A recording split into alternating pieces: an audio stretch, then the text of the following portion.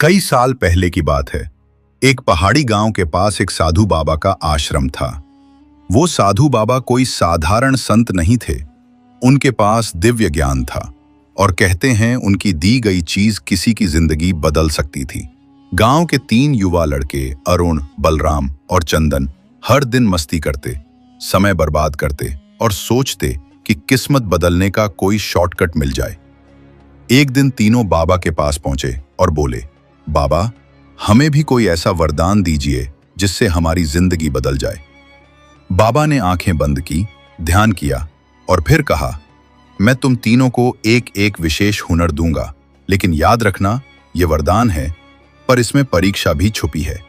पहला हुनर। अरुण को मिला समय को देखने का वरदान। बाबा ने अरुण से कहा, तेरे अंदर अब समय की गहराई समझने की शक्ति होगी। तू हर चीज का परिणाम पहले ही भांप सकेगा। अरुण बहुत खुश हुआ। अब वो किसी भी फैसले का भविष्य देख सकता था। उसने व्यापार में हाथ डाला। किसमें घाटा, किसमें फायदा, सब पहले ही जान जाता। कुछ ही वर्षों में वो अमीर बन गया। उसके पास सब कुछ था, पैसा, बंगला, गाड़ी, लेकिन एक चीज नहीं थी, सुकून। वो हर चीज का नतीजा पहले जान लेता था, इसलिए कोई रोमांच ही नहीं बचा था जिंदगी में। उसे लगा, भविष्य जानकर मैंने वर्तमान जीना छोड़ दिया। दूसरा हुनर। बलराम को मिली शब्दों की शक्ति। बाबा ने बलराम से कहा, तू जो बोलेगा लोग मानेंगे, तेरे शब्दों में जादू होगा। बलराम ने इस हुनर का इस्तेमाल किया भाषण देने में, राजनीति में, लोगों को जोड़ने में। धीरे धीरे वो नेता बन गया। गांव, शहर, यहां तक कि प्रदेश में उसकी आवाज सुनी जाने लगी। लेकिन फिर धीरे धीरे उसका झूठ और लालच भी बढ़ता गया।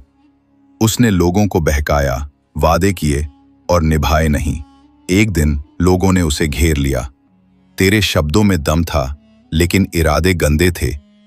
बलराम अकेला, शर्मिंदा और निष्कासित हो गया।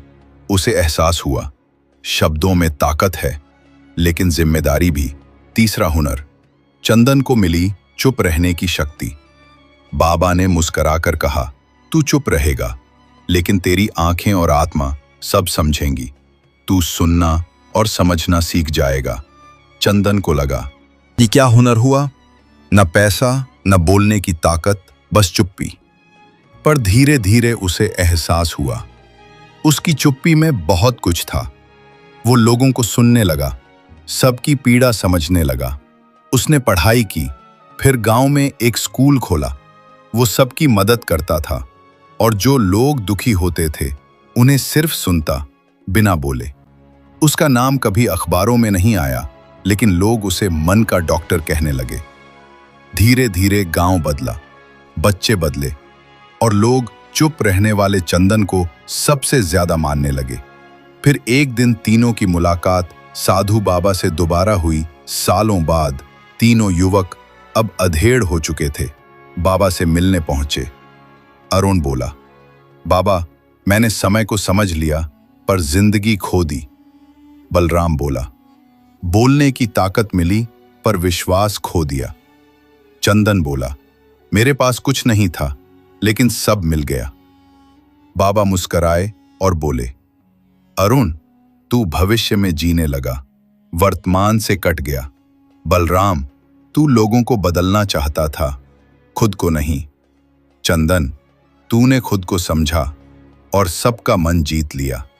हुनर कोई भी हो, असली ताकत है आत्मा की सच्चाई और सेवा का भाव। सीख, हुनर जब स्वार्थ में बदल जाए तो विनाश लाता है। हुनर जब सेवा बन जाए तो दुनिया बदल सकता है। हर वरदान के पीछे एक परीक्षा छिपी होती है। दर्शकों, इस कहानी से आपने क्या सीखा और क्या समझ आया, कमेंट में बताएं। और चैनल पर नए हो तो चैनल को सब्सक्राइब करें और वीडियो को लाइक करें मोटिवेट के लिए।